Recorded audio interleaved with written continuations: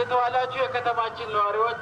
በሱቅ አካባቢ፣ በቤተ ክርስቲያን አካባቢ፣ በመስጊድ አካባቢ ያላችሁ ሁለት ያዋቂ እርምጃ እየተራራቃችሁ ቁሙ እባካችሁ። ከተማውን ሁላችንም በጋራ ካላዳንን የማይሆን ነገር ነው እየመጣ ያለው። የከፋ ነገር ከመጣ ከተማውን መዝጋት ስለምንችል ታከለው ማባላለሁ። እባካችሁ ሁለት እርምጃ እየተራራቃችሁ ቁሙ። ሁለት እርምጃ እየተራራቃችሁ ንግዳችሁን አከናውኑ። ሁለት እርምጃ እየተራራቃችሁ ወደምትሄዱበት ቦታ ሁሉ ሂዱ። እግዚአብሔር ሀገራችን ይጠብቅ። እናንተ ግን ጠብቁ፣ የከፋ ነገር እንዳይመጣ ሁላችሁም ሁለት እርምጃ እየተራራቃችሁ ቁሙ። ነጋዴዎች በዚህ ደረጃ ስሩ። ከተማችን በጋራ እንጠብቅ።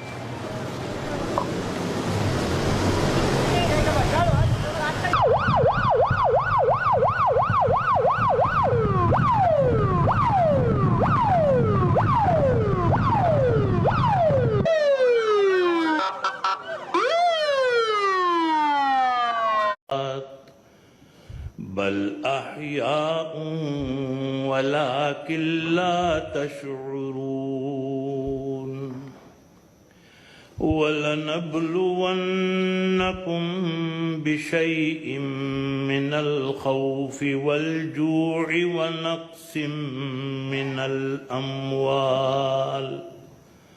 ونقص من الأموال والأنفس والثمرات وبشر الصابرين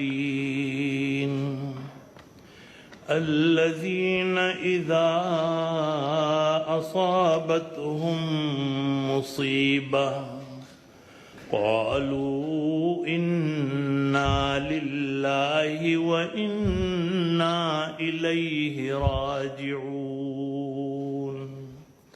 صدق الله مولانا العظيم وصدق رسوله النبي الكريم ونحن على ذلك من الشاهدين والشاكرين والحمد لله رب العالمين.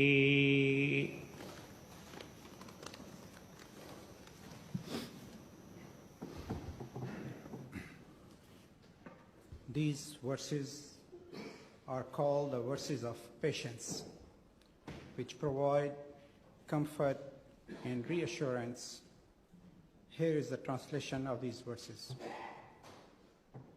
O all who believe, ask for help with patience and prayers. Verily, God is with people who are patient. And do not call those who are killed in the way of God as dead.